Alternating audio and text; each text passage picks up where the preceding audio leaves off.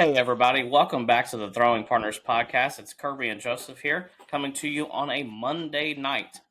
Joe, we have a lot to talk about tonight. We're going to do our team updates. We are also going to do our very own power rankings. They may look different than MLB.com, but that's okay because we're going to give a different perspective on it. So, Joe, I'm going to let you give a brief Astros update. I'll give a Braves update, and then let's kick it off into the standing or like our power rankings. Drive into left. At the wall. It's gone. Tie game. So the last time we talked, the Astros had just got done sweeping the Boston Red Sox, and they started a series with the Tampa Bay Rays. They swept that series, 3 games, which would carry them to an 8-game win streak. They had won the 5 previous games, and they went, I believe, 8-1 on their road trip. That one loss being the first game of the road trip against the Rangers, where they lost in extra innings. But they would play the Rays in that first game, and they would win 6-1. The Rays have been bad so far in the second half of the season. They have the lowest scoring offense, I think, outside of the White Sox since the start of the second half. So they haven't been very good. They obviously sold at the deadline, selling Randy Rosarena, who was at the time their hottest hitter. Didn't really help their offensive chances. So the Astros would take the first game of the series with Valdez on the mound. Fromber pitched really well. He's been pitching really well as of late. He's been looking like the staff ace again. So it's really good to see him come back after that almost no hitter and make a good showing again. And so the second game of the series against the Rays, the Astros would win 3-2. Alex Bregman and Jeremy Pena both homered, pushing the Astros past them. It was a close game, but the Astros were able to get some early runs in the 5th and 6th and kind of just held it there from the bullpen. Yusei Kikuchi, who has been kind of the model of consistency so far in the Astros rotation since joining, pitched 5 2/3, which he also did again tonight. He gave up 3 hits, 1 run, and he had 5 strikeouts. And he pitched good. Josh Hader got the save. So, the Astros, while the offense wasn't completely there tonight, I believe they only had, this was not the game. They only had 2 hits, but they played good enough. I mean, you would have liked to have seen them scratch across a couple more runs. They left 8 on base, but it is what it is. They got the win, so I can't really complain. This is the game where I believe they only had 2 hits. The last game of the series was the game that they only had 2 hits. Both teams combined for 4 hits total. So it was pretty much a pitcher's duel from the start. Ronel Blanco pitched 6 innings. He looked like himself. He gave up the only 2 hits for the Astros, and he had 4 strikeouts. The strikeout numbers have been down for Blanco since the start of the second half, but it was good to see him go 6 innings. He actually exited the game after taking a line drive off of his pitching hand, which was really scary to see. But they said that was just precautionary. He had been cruising up until that point, and they thought, might as well just take him out. The Rays offense, isn't that great. So Caleb Ward came in, gave up 2 walks, but was able to navigate. Or actually wasn't able to navigate. Sorry, he only pitched a third of an inning. He gave up those 2 walks, so they took him out. Taylor Scott was able to navigate getting out of that inning, pitching 2/3 of an inning with 1 strikeout. And then Brian Abreu was able to come in and not pitch well because, once again, he is not pitching as good as his ERA says. He gave up the tying run, I believe. And then Josh Hader came in, and Josh Hader stepped up this game. He pitched 2 innings, and he had 3 strikeouts, but he came up big in that last inning. And, he pitched the night before, and we did not expect to see him in the game that day. And to see him come out and still give us 2 innings was huge. So it was really good to see. And the Astros, once again, finished that road trip 8-1, winning that last game of the series in extra innings with a Dubon single up the middle. that would score the winning run. So the the Astros would then go on to play the White Sox here at home at Minute Maid Park, and on any given day, even the worst team in history, baseball history, can win against a pretty decent team at this point in the season.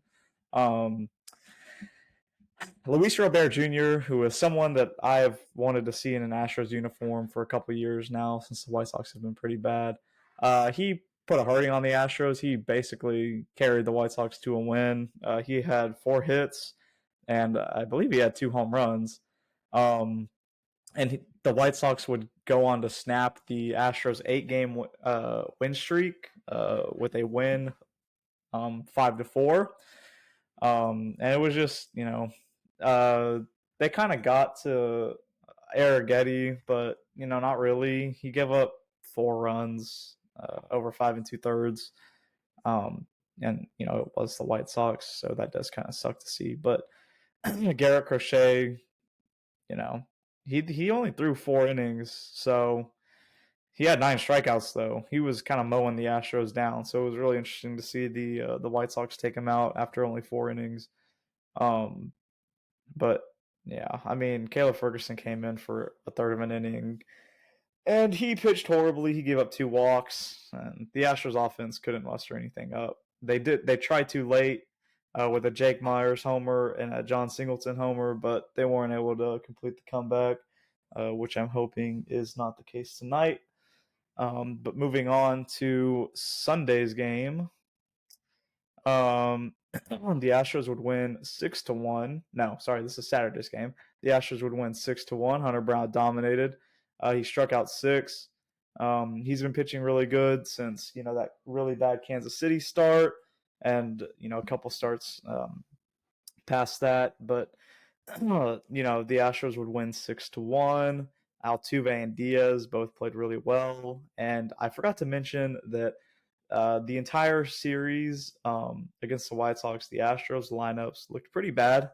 You were basically playing a quadruple A lineup after the 4-hitter because Alex Bregman is currently dealing with an elbow injury. He said he slept on it wrong, and he's dealing with some elbow inflammation. I'm calling BS. I think that he's actually hurt. Not that he just slept on it. He had said that he had been playing through it, but he didn't want it to linger, and it made sense playing the White Sox. You're playing the worst team in baseball history. You feel like you can afford to, take the series off. But he's still not in the lineup tonight. Hopefully he's available to pinch hit because the Astros need some base runners. But that being said, the Astros would win 6-1 in the Saturday game of the 3-game series, which would put them in line to win the series on Sunday, which they would, winning 2-0 against the White Sox. Framber Valdez threw 7 sharp innings, and Yainer Diaz and Jose Altuve both hit solo home runs to get those 2 runs on the board for the Astros. And they would end up winning the game and the series. And for today, Monday, the Astros are again playing the Red Sox, and they are currently losing 4-3 in the top of the 7th with 2 outs. Yusei Kikuchi had the start tonight. He did okay. He gave up the most hits so far in his Astros career. He did have 7 strikeouts, however, and he gave up I believe 3. He gave up 3 runs, and one of them was unearned, if I'm not mistaken. He got taken out of the game with a runner on base, and Taylor Scott came in and immediately gave up a home run, so that run was charged to him, even though he was already out of the game. So his final line, he actually only gave up 3 runs. He gave up 3 runs, 1 earned. 1 earned because the Astros have been playing terrible defense tonight. They have 4 errors, and the Red Sox have 1 error, so horrible defense all around. And the Astros just need to get something going. If they do, y'all will probably hear me, so just beware. But that's pretty much it. For the Astros update, we are getting Justin Verlander back on Wednesday. I would really like to have been able to go to that game, but unfortunately, they decided to start him on a day game on a Wednesday, so that's not going to be possible for me unless I call in sick, which I'm not going to. But the Astros, after this series, they start a string of actually with this series, they start a string of series where they face 4 postseason contenders in a row, which I think that this will obviously really make or break their season. But it'll also kind of prove to me if they're pretenders or contenders. And I like they need to go out and win tonight. They really do. Kikuchi pitched well enough to win this game. Um, the defense just didn't step up behind him. So, they really need to make a comeback because, outside of that one home run, Taylor Scott has held it down so far. I think he's pitched 1 1/3. But the Astros go on to play after this Red Sox series, Baltimore and Philadelphia, both in Baltimore and Philadelphia. And then they come home and play the Kansas City Royals, who are kind of fighting for their lives right now. And then after a series against the Cincinnati Reds, the Astros play the hottest team in baseball at the moment, the Arizona Diamondbacks, here at home, which that'll hopefully be a good series. Hopefully the Astros, have rallied off a couple wins, actually more than a couple wins against Baltimore and Philadelphia, and they are kind of, riding off the high of that, playing Cincinnati, and then hopefully playing well against Arizona, kind of trying to slow them down because, like I said, they have been pretty much the best team in baseball since the All-Star break. So that pretty much wraps it up for my Astros update. Joe, can I ask you before I start the Braves update? What is your concern Yes. level about this Bregman elbow inflammation? What's your concern level? So Joe Espada came out and said today that he's hoping that Alex Bregman is available to come off the bench if they really needed him, because this was an injury that he was playing through, allegedly, according to him. So it was obviously manageable, but it's something that they probably just want to, like tamp out the way right now, kind of get it out the way so that it's not a nagging injury, further down the line. And they kind of have, this spot in the schedule where I don't really think the Boston Red Sox don't move the needle for me, if I'm being completely honest. Like they're in postseason contention technically, but their pitching is really bad. And their offense it's good, but in my opinion, it's okay. The Astros have their number, so I think that this is the perfect series for him to get on a back-to-back where he can kind of just take off. Now, like I said, the Astros need to get something going here in the late innings if they want to win this first game of the series. So if he needs to come pinch hit, in the 7th, 8th, or 9th, I think that he should be available if that is what Joe Espada said, and he should be used. If that means, him getting a DH day tomorrow, to really start, getting back in the field, then, whatever. I don't care. I need that lineup to be a little bit longer because right now the Astros depth is really being tested with DeCinzo and Whitcomb in the lineup. And in the White Sox series, you had Pedro Leon thrown in there as well. You're really starting to see the effects of the sign stealing scandal and all of the major trades that the Astros have been making over the years.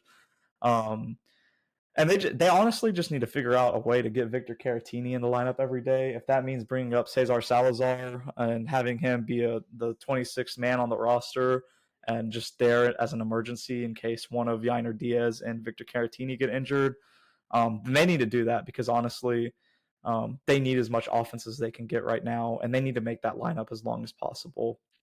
Now, I will say I did forget to mention that the Astros officially announced earlier today that Luis Garcia is not going to be pitching for the Astros this season. They are hoping to get him ready for the 2025 season so that he can be ready. It's really unfortunate because all season long we were hearing about how ahead of schedule he was, and now he kind of is falling in the same boat as Lance McCullers Jr. So that's really unfortunate. But I'm hoping that that he can just take this time to fully recover and be ready for the 2025 season because the Astros are going to need his arm for sure. Definitely. Well, Joe, it was a great week in Braves country until it wasn't. That first of all, they went 5-2 on the week, which was great after their terrible week last week. They took 3 out of 4 from the Giants. They took 2 out of 3 from the Angels. So overall, it's actually been it was a really nice week as far as getting some dubs. Uh, on Monday, we saw a 1-0 Braves victory. In my opinion, one of the best pitching matchups of the year as far as how well the starters did. You had Snell versus Sale. We saw Blake Snell go 6 1/3 and have 11 Ks, and then you saw Chris Sale go 7 and have 12 Ks. 23 between the two of them, and between the Braves and the Giants, we saw them have 33 strikeouts total for both pitching between both pitching staffs, which is just unreal to think about. That is just wild. Literally, the only bit of offense throughout the whole game was Travis d'Arnaud hitting a game-winning sacrifice fly on the top of the 10th. So good job by the bullpen. Good job by Chris Sale. He is the front runner right now for the Cy Young, which is crazy to think about after the last 4 or 5 years that he's been in. Tuesday was also a nice dub. We saw Charlie Morton throw another quality start. It's been a roller coaster ride for Charlie. I feel like it always is. But he's getting back on track, which is good to see. And they're going to need it going down the stretch. He threw 6 innings. He only had 1 walk. He had 8 Ks. And then the game ended up going into extra innings once again. And once again, Travis d'Arnaud was the hero in the top of the 10th, which was good to see. So then Wednesday, the Braves actually won in a blowout. They absolutely beat up on Robbie Ray. After 2/3 of an inning, he was done. We saw Michael Harris return, which was awesome. He hit his first career grand slam into McCovey Cove, which is a wild story in itself, Joe. I don't know if you heard anything about this, but Harris wanted to get the ball back from the guy that retrieved it. McCovey Cove Dave, I think is his name. Screw this guy, by the way, because Harris wanted to get the ball back and offered some stuff in exchange. He didn't want anything to do with it. And he was actually requesting that the Giants get him a job. So now he said that Harris is more than likely, or he said that Harris can now come and visit his Grand Slam ball in his museum at his home.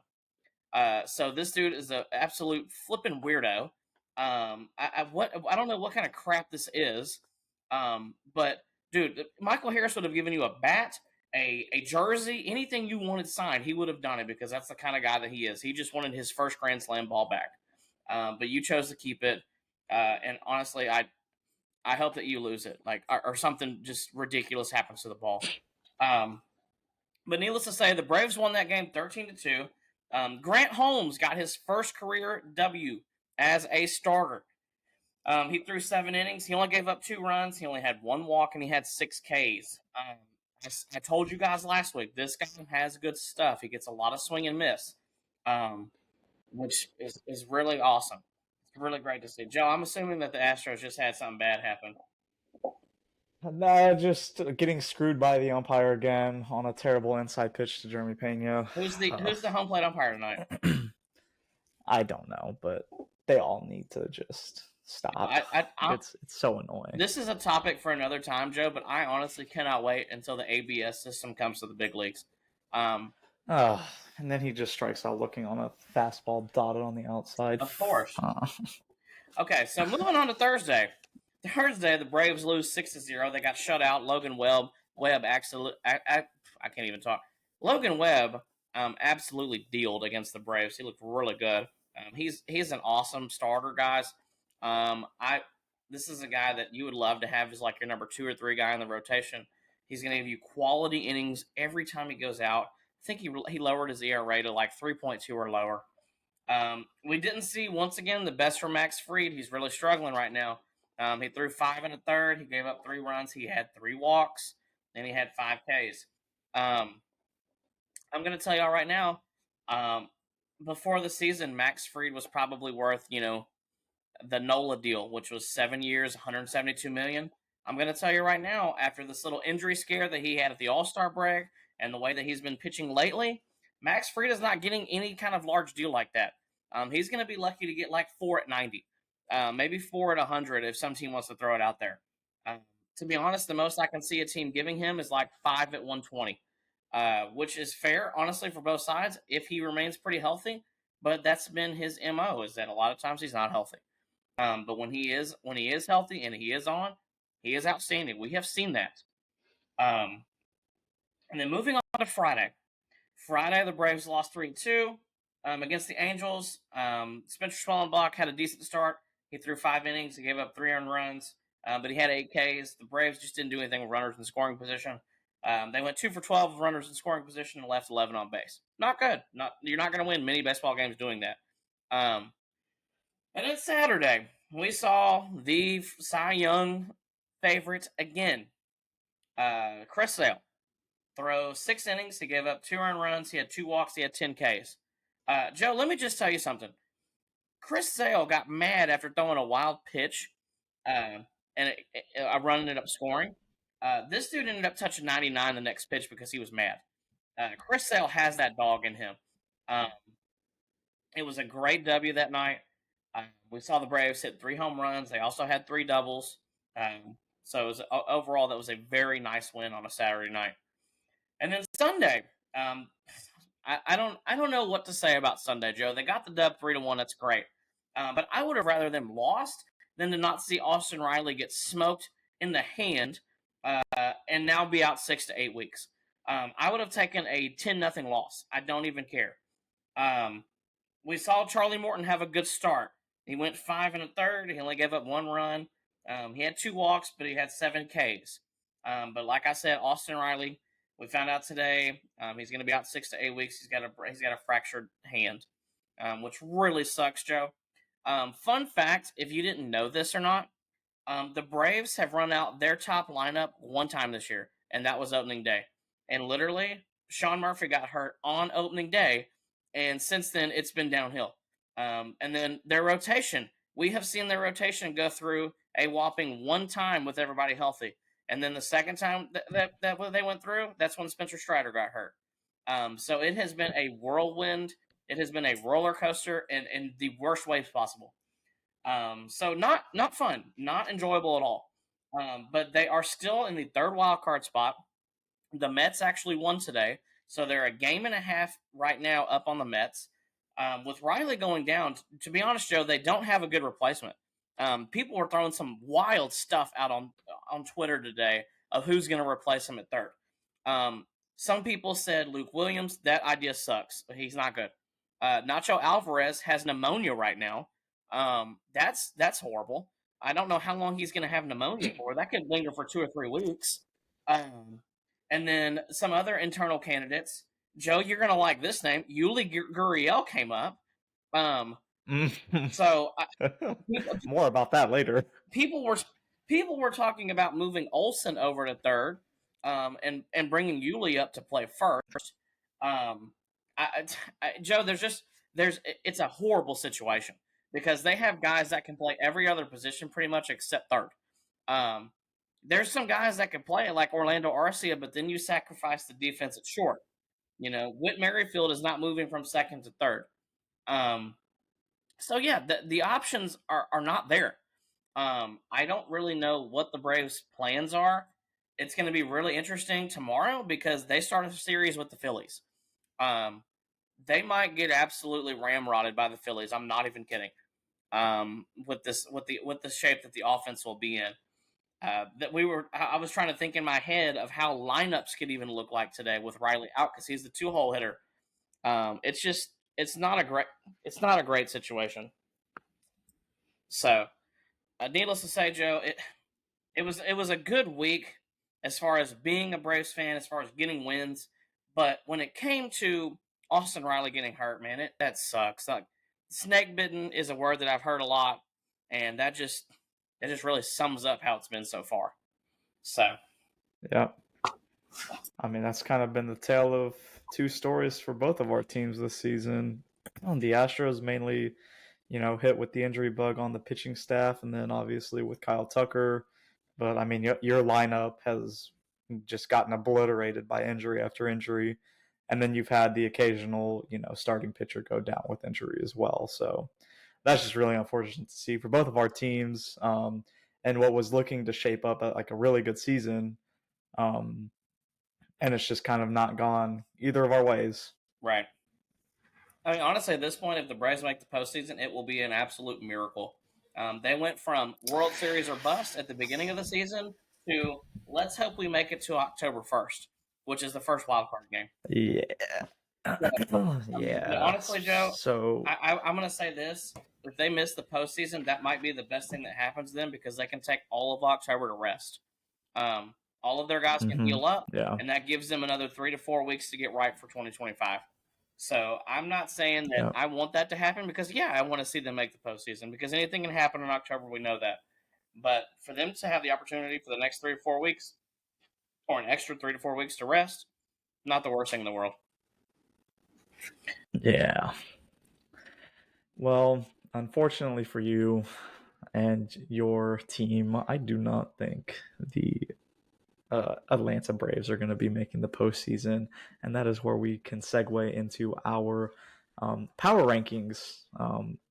So we spent a long time discussing this before we started recording, and we don't have the exact formula down, but I'm kind of going off of recency bias because um the teams that are playing now and basically since the All-Star break are the teams that are going to be rolling into the postseason for the most part. Unless a team gets hot in the middle of September and really carries that on, we're pretty much looking at what we got with each team.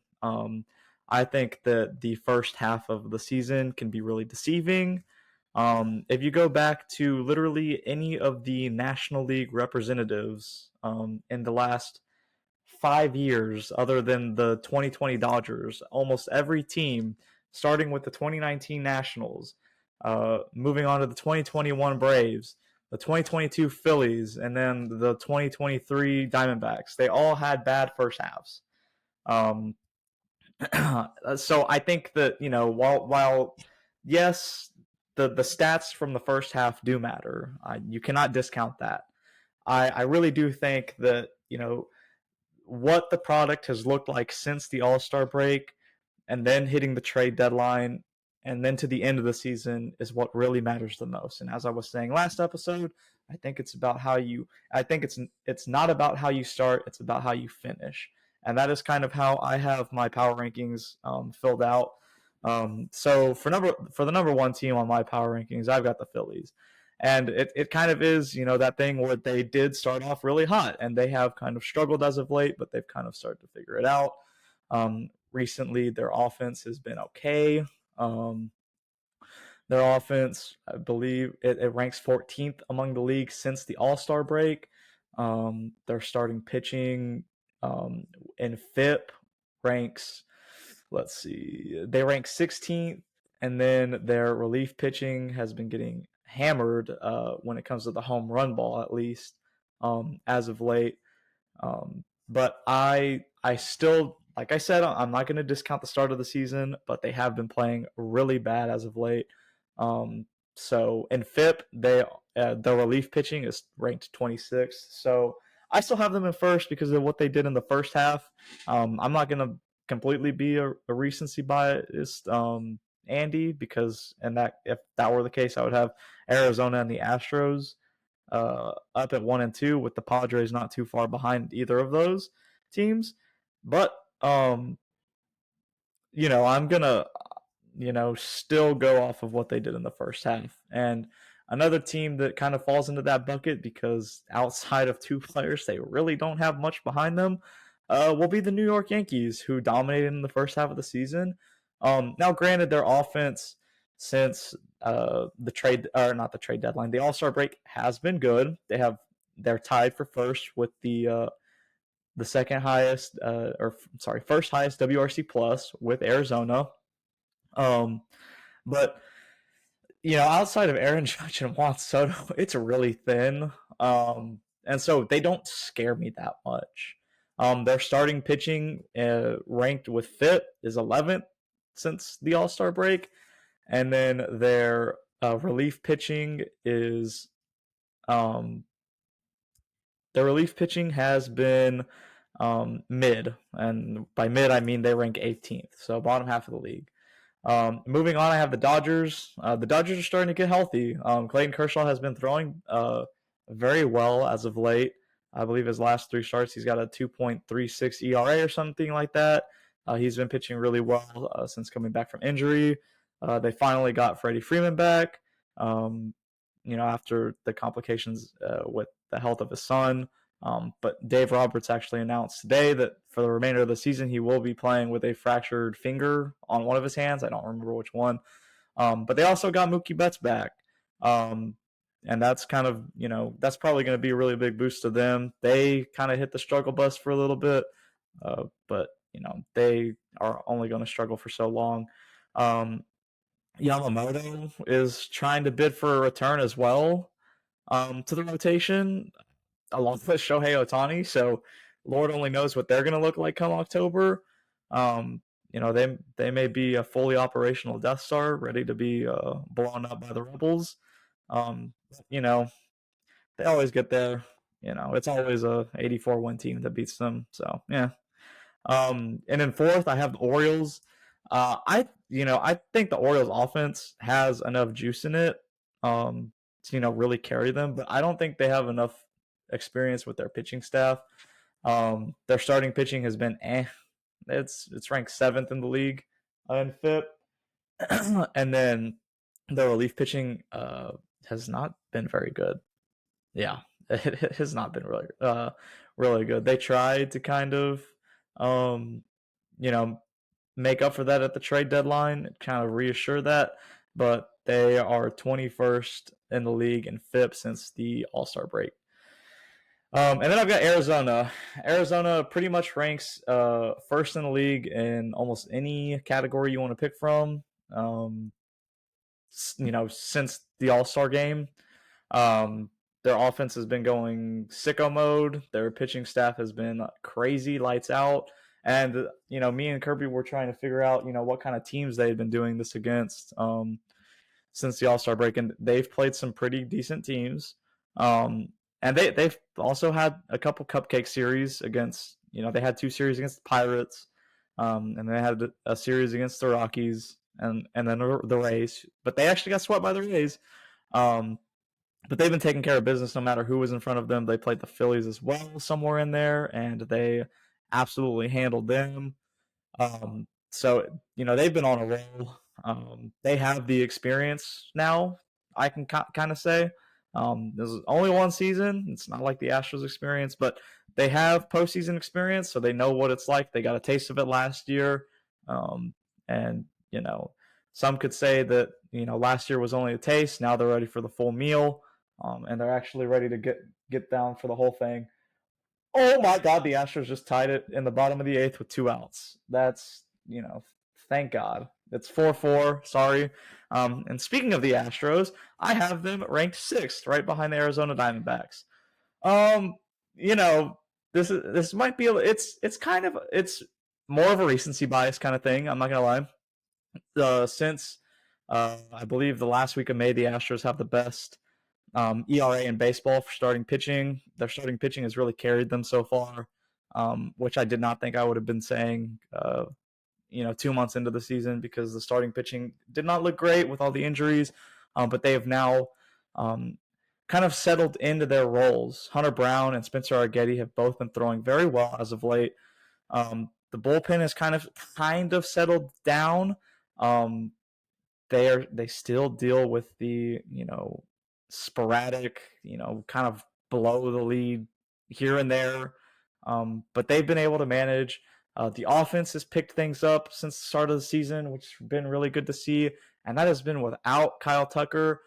They are fixing to get Kyle Tucker back, hopefully within the next 3 weeks, which I think will be a really big boost to the offense, because once again, it'll just make the lineup even longer, and if they can figure out a way to just keep Caratini in the lineup, you've got probably one of the strongest, top 6 in baseball.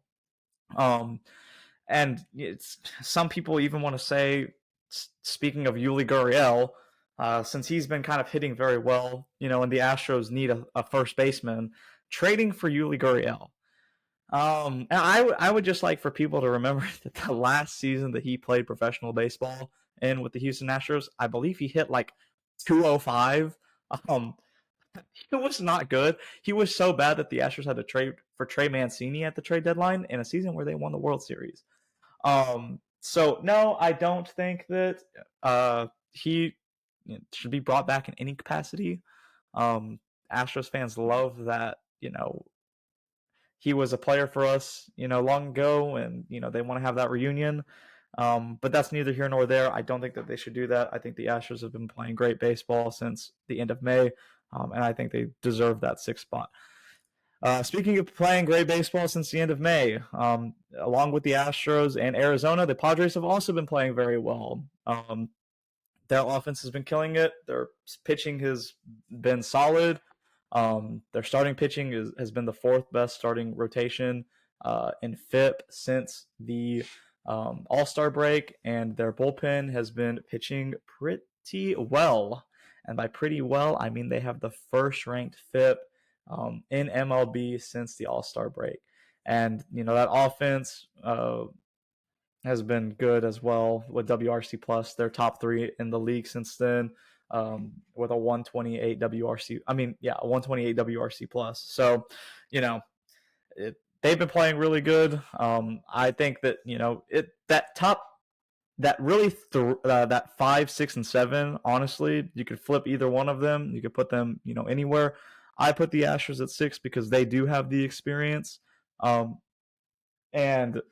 the Padres and the Diamondbacks kind of lack that, even though they have been to the postseason in the last 2 seasons, both teams. But honestly, I don't want to show, my complete bias by putting the Astros ahead of both of them. That's why I stuck them in the middle. But like I said, you could really rotate all 3 of them. And I think that you could, mix that 5, 6, and 7 spot up.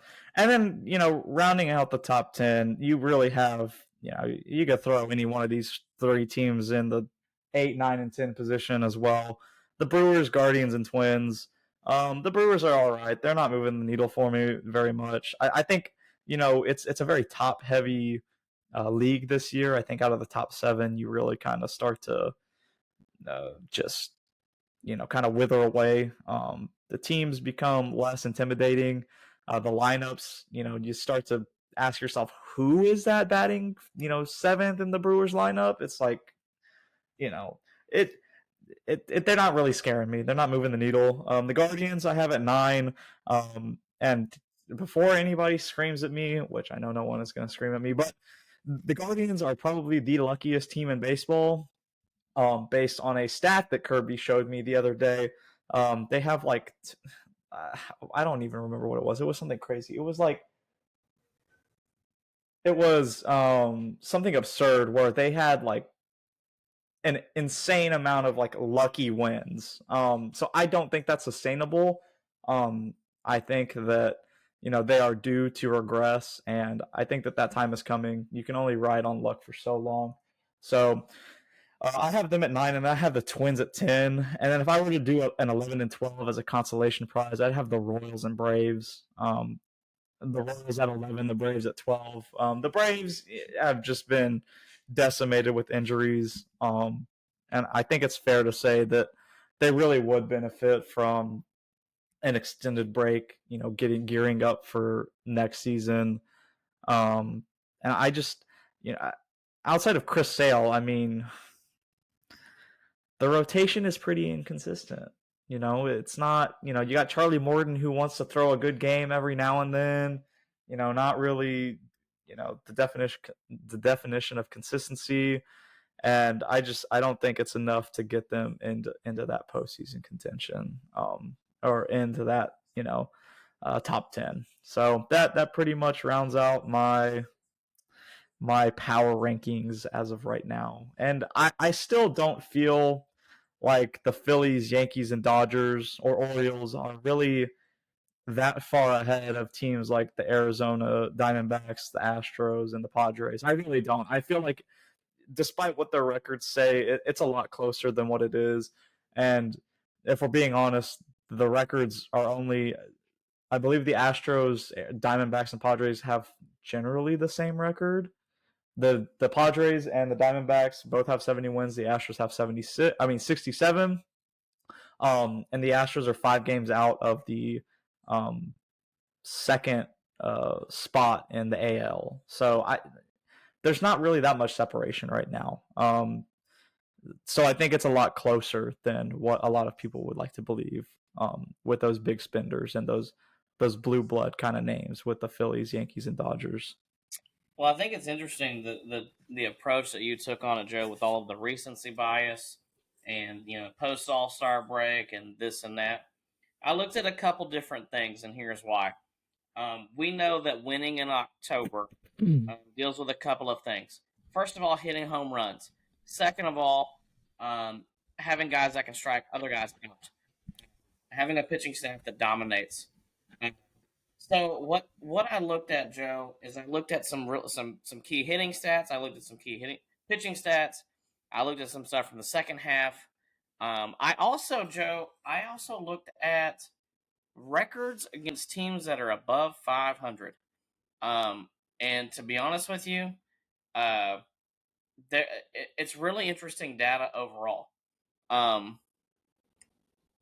If you look at the teams that have a good record against teams above 500, it's like the Twins are a terrible team against teams above 500. So are the Royals. So are the Astros. So are the Mariners. So are the Red Sox. But Joe, who was actually a pretty good team against teams above 500? The Atlanta Braves. They are 37-31, which is actually better than the Phillies. And I know that you just shared the stat that I had told you about with the Guardians being so lucky. Well, the Braves have actually been the most unlucky team, tenfold almost. And I kind of did some math on there the other day, and if they were just like average luck and not like superior luck, they would have like 5 to 10 wins more. Well, if they had 5 to 10 wins more, they would be either 2 games back or they would be 3 games up. So it's been not only have they been decimated by injuries, they've had the weirdest, oddest luck this entire season. But I do agree with Joe on a lot of his rankings, especially the first few. I have the Phillies first. Overall, I think they're probably the best team as far as their offense, as far as their pitching staff. I ranked some hitting stats, some team stats. I looked at OPS and OPS plus. I also looked at home runs, and then I looked at 4 different pitching stats. I looked at ERA, I looked at ERA plus, I looked at FIP, and I looked at strikeouts. The Phillies, out of those 7 categories, the Phillies are the only team that appear on all of those on the top 10, which is why I had them first. Overall, their starting pitching is really good. Their bullpen is shaky, but then their offense is still really good overall. I think when it comes to overall best teams, I think it's the Phillies. At number 2, I have the Yankees. The Yankees, out of my categories I looked at, appeared on the top 10 list 6 times. Joe, this is so hard. Let me just say that. This is so hard. Because overall, if I am picking teams that I'm like, oh, this team's going to win the World Series, there's not a single team that I'm confident that's like, oh, I think that's the best team. That's the team that's going to win the World Series, yada, yada, yada. If I had to pick 2 teams that I thought could make it to the World Series just by the way they're playing right now, it's probably the Diamondbacks and the Astros, just by the way they're playing right now. But that's it. Because overall, neither one of those teams started out great. It's just the way that they've played since the All-Star break, or maybe since June 1st or so. So I ended up going Phillies, Yankees, Orioles, Dodgers, and then I went Arizona. If you have not been paying attention to what the Diamondbacks are doing, you need to look at it. The Diamondbacks are a good team. They're playing extremely well right now. If the Diamondbacks play this well in October, they're going to have their second World Series win, or their second World Series since 2000. The Diamondbacks are good. They hit well. They have pitched well. They've done a lot of things really well. Then after that, I have Houston at 6. I have the Padres at 7. I have the Braves at 8 for the sheer fact of how they played against teams above 500, how well they hit the long ball, how well they pitch. Because their starting pitching is shaky sometimes. When it's on, but their bullpen overall has still been pretty lights out. You've got guys like Raisel Iglesias that are great, Dylan Lee, Joe Jimenez. Those three guys right there, I would take those three over just about anybody in the league. And then after that, Joe, there's 4 teams that I'm not confident that are really that great between the Twins, the Royals, the Brewers, and the Guardians. I think the Guardians are frauds. I don't think they're that great. I think their pitching staff is pretty good, mainly their bullpen. Their offense is not great, which has always been a problem for them. The Brewers have too many holes. They're just a pitching factory that seems to get the best out of every arm that they find. The Royals suck against teams above 500. Right now, Joe, there is not a team that I am confident saying that team is going to the World Series. I have seen other teams in the past, and I'm like, oh, that team's going to the World Series. That team is really good. But right now, there is not a team that I really believe just stands out. There are teams that have been playing well the last 30 to 45 days, but those teams to me are still not complete teams. They have their holes in them. So doing the rankings was really difficult because if you look at just the whole year, it gets a little simpler. But then once you do since the All-Star break, it becomes difficult because if the Phillies had played well since the All-Star break or even just 500 ball, they would 100% be the best team in baseball. But they have played absolutely terrible since the All-Star break. So once again, Joe, it's a roller coaster ride. Yeah, it is. I think by far this has probably been one of the most exciting MLB seasons in recent history where, you really haven't had that one team that absolutely dominates. I think you've seen each team kind of stumble along the way so far, whether it be the Astros and Diamondbacks, Padres at the beginning of the season, or it be the Yankees, Phillies, and Los Angeles Dodgers, kind of stumbling in the last few weeks. Um, each team has dealt with their struggles, and I think, each team has their holes. There's one team that I really do believe, and I hate saying this, that if they do get healthy, then they will be that team that has no holes. And it's the Dodgers. I think that they're probably, on paper, they could be the most complete team, barring health.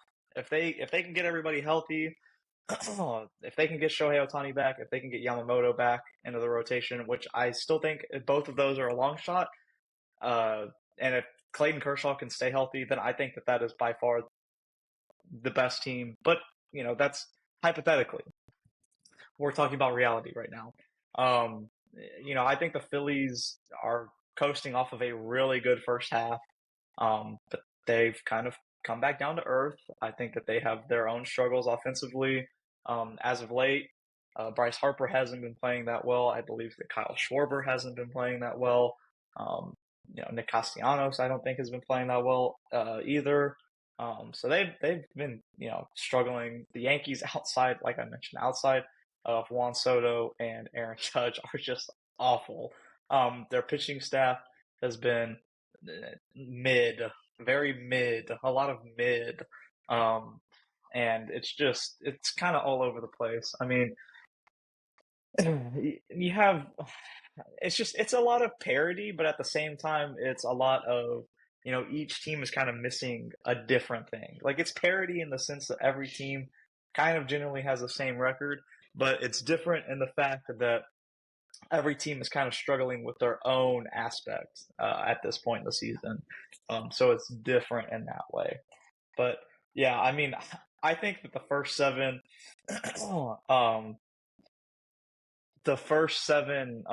teams in the in our power rankings, you could really throw any one of those in a hat and pick a World Series winner out of them. I really do think that a World Series winner will come out of one of these 7 teams. Yeah, we didn't even mention the Mariners, who have by far the best pitching staff on the in the MLB, but their offense sucks, and they just got swept. Or no, they lost a series to the Pirates, and Yainer Diaz just hit an absolute piss missile onto the community leaderboards, and the Astros take the first game of the series against the Boston Red Sox. That's awesome. I love Yainer Diaz. I'm a Yainer Diaz stan, so that's awesome to see. He crushes the ball in those Space City uniforms, and that's awesome to see. But as I was saying, uh, like I said, that top seven, I think you could throw any one of them in the mix, and you could see a World Series winner out of them. Definitely. The postseason is always such a crapshoot, Joe. I think it's going to be an exciting postseason because it always is. But my God, like these teams, honestly, all I'm going to look at when the postseason starts is let's see how well you've played since September 1st. If you have been a 500 team since September 1st, I'm probably not picking you to win the World Series. If you have played 800 ball since September 1st, I'm probably going to pick you to win the World Series, especially if you're a wild card team, because you're not going to stop playing. You're just going to keep playing. Um, so the rankings are just difficult. By the way, while we're on the topic of Yiner, Joe, can I go ahead and I've been saying this for 2 years now. Can we go ahead and coin the term the Yinasty? Okay, instead of dynasty, we're calling it the Yinasty. Okay, I've been trying to get everybody to say that with me, and nobody wants to say that. So Yiner Diaz, his nickname is officially the Yinasty.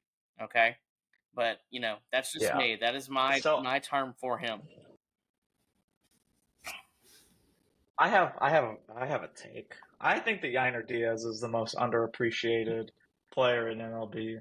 Just the fact that he, goes out there and he catches, and he also, he lost a lot of his power this season. He hasn't hit that he hasn't hit for power that well, but he got his average up and he's cut his strikeout rate down by a lot. I mean, he's a guy that didn't strike out a lot to begin with. He puts the bat on the ball at an insane rate. Um, he hits into a lot of double plays because he pisses on the ball so hard that the ball just gets into the shortstop's glove, and he hauls ass down the line. Like, you're talking about a catcher that has an insane sprint speed. Like, for someone in his position, he never doesn't hustle out a ball in the infield. He always tries to hustle out a ground ball to the shortstop when it's in a double play situation, and he has found his power stroke lately. I'm hoping that that can carry over into a potential postseason run, but I really don't think that he gets enough love from the Astros fans. Whenever we're at the stadium and they're announcing names for who's up to bat, I literally never hear anybody cheering for him, which it pisses me off because when it was Martin Maldonado, everybody was like cheering. Like, it's like, come on, grow up. Like, learn your team. Like, root for your team. Root for someone that's actually good on your team. Why are you gonna root for a trash can in Martin Maldonado? Root for him. Okay, so I have a question for you, Joe. Speaking of Yiner, so they obviously still have a first base problem, which needs to be addressed sometime in the offseason. However, they drafted which people thought was the best catcher in the draft class in Walker Janik. Do you think that they plan to keep him as a catcher, or do you think that they want to move Diaz to first base, or hear me out? Are they going to move him to third because Bregman's leaving? We all know he's leaving. Do you think they move Yiner to first, or do you think they move Walker to first, or neither? I, I I don't know. It's really hard to say because um, Walker is, he just got to the Astros farm system. Um, so it's they haven't really been able to, or we haven't had a chance to see what their true intentions are. I think obviously for right now they're going to continue to play both at catcher in their respective leagues. Obviously they should. Um, and I think Yiner and Caratini at this point both have experience at first base, so if you can just rotate them, or DH one of them, every other day, get Jordan in left field and DH either Caratini or Yiner, then, do that. Please do that because that gives your lineup the best chance at winning a baseball game. Your starting pitchers have been absolutely dominating, but they still need that run support. And when you have guys like DeZenzo and Shea Whitcomb in the lineup, both, and then you have someone in Jake Myers who played very well at the beginning of the season and has been a little bit inconsistent as of late. He kind of shows signs here and there. And then you're throwing Mauricio Dubon in there, who's been awful as of late. Literally, he broke in 0 for 14 with that base hit to win the game against the Rays in the final game of that series. But he's been struggling at the plate as well after starting off very hot, just like he did in 2023. I mean, this is a this year problem right now. I know that Walker's not going to be up here for a couple more years. But I mean, I don't know. Because I really like the way that Yiner, plays defense as a catcher when it comes to his arm, and his blocking ability. Now people can criticize, his game calling, although I don't think that, that's as big of a deal as most people make it out to be.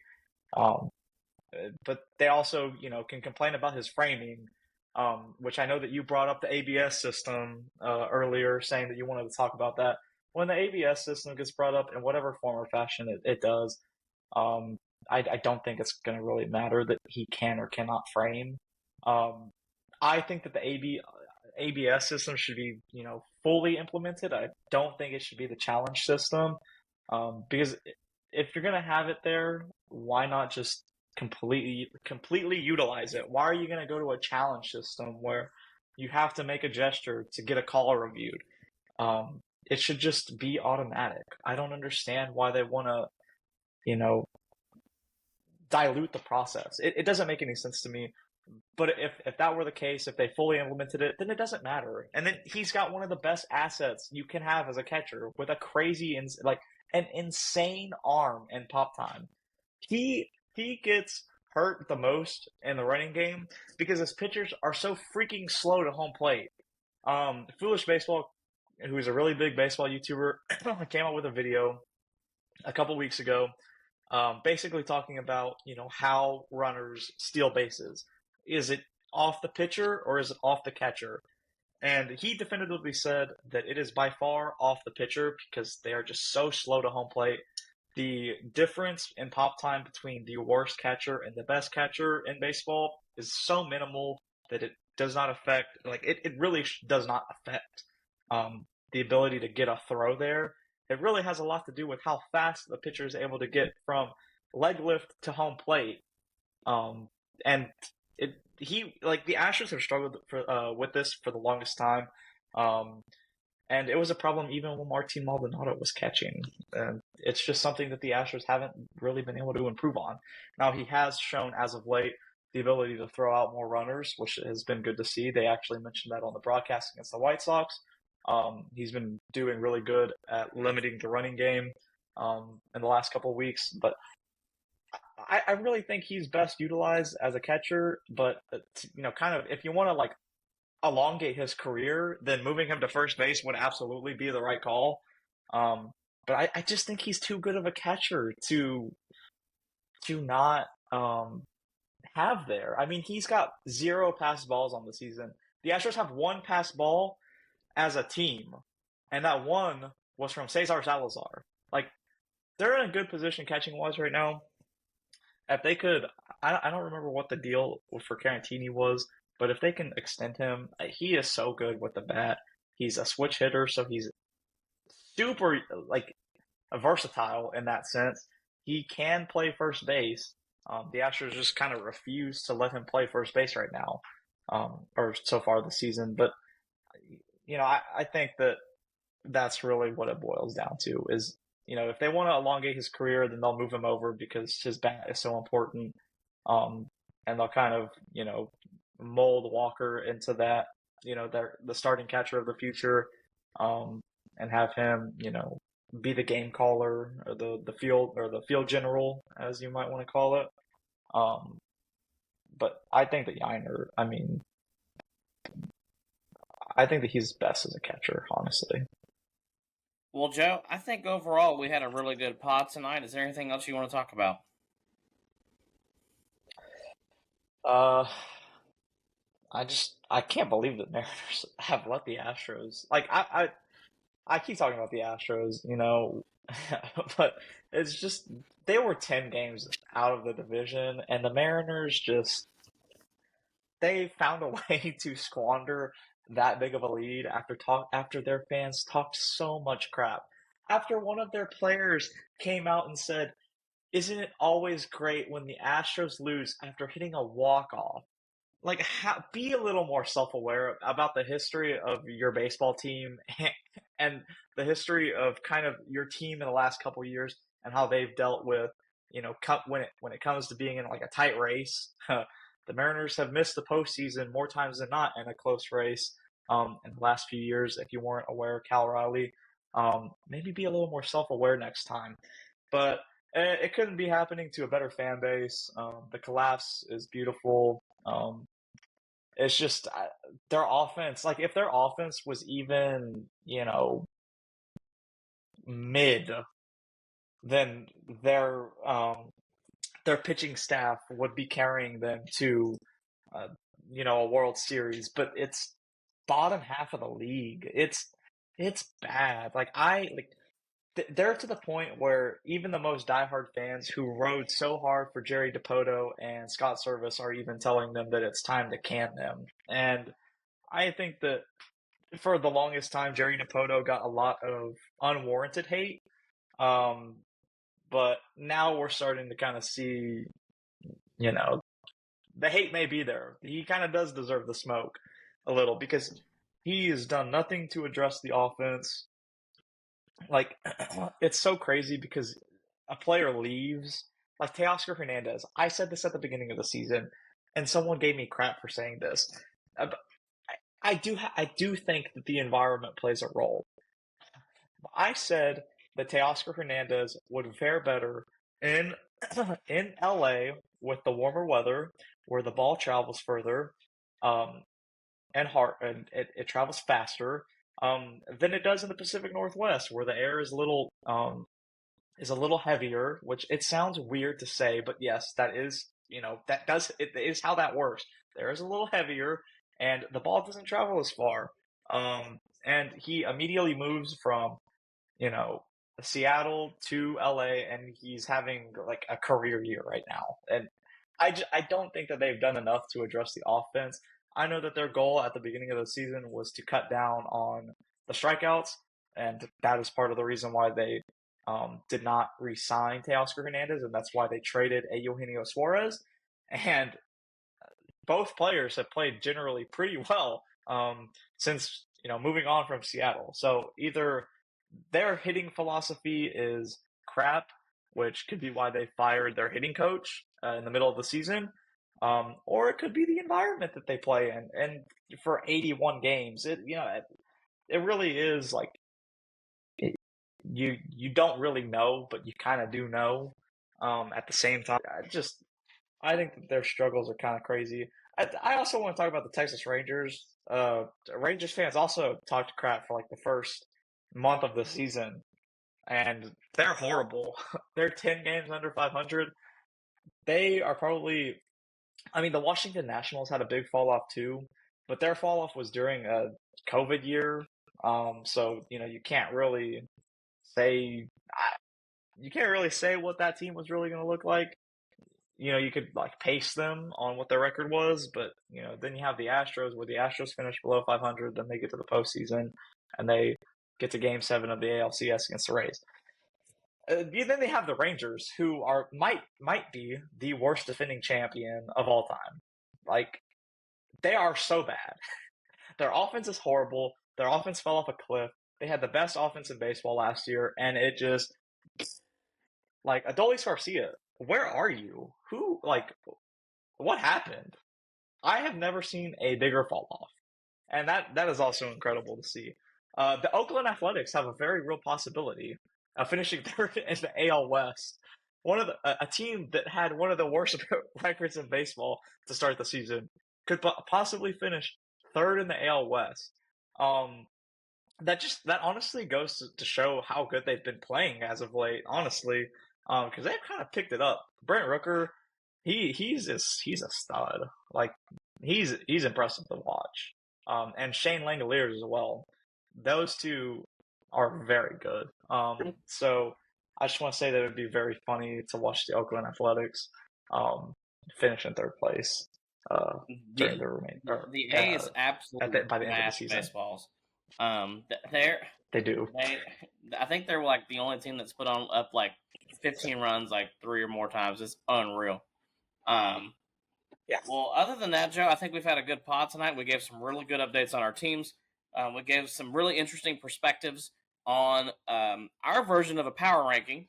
So I think that's pretty much it. Thank you, everybody, once again for listening to the show. We do really appreciate it. Guys, I am so happy every time I get on YouTube and look at our YouTube channel. The views just keep going up, and so do the subscribers, so thank you for doing that. Just please remember to like, share, and subscribe to our YouTube channel. We really do appreciate that. And then also, too, remember we're on Apple Podcast, which, by the way, Joe, I don't know if you know this or not, but Apple Podcast is now officially, like, I got an email, they're officially, like, on the internet, not just, like, I think for Apple, like, users, something like that. So if you want to just watch it on your computer or listen to it on your computer, I think you can do that now. But you can also rate the show on Apple Podcast. If you could do that, guys, we would really appreciate that. If you could leave us a 5-star review, that helps our show and helps us get more listeners. So thank you for the support, Joe. It's been a great and terrible week all at the same time for Braves fans. The Astros are obviously still on the rise, and I'm really looking forward to the next few weeks. And I just hope that the Alex Anthopoulos can pull something out to help the Braves out. I don't know what it's going to be, but we'll find out tomorrow. So thanks again, everybody. Have a great night. Lee Gurriel. It's gonna be Gurriel.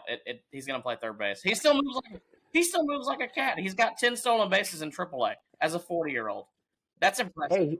Hey, he's former third baseman. I'm just saying.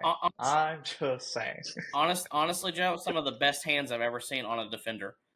He's got great hands. Yeah, he really is. He's a pick master. Absolutely. That's the one thing I miss about him. Yep. All right. Well, thanks everybody. Have a great night.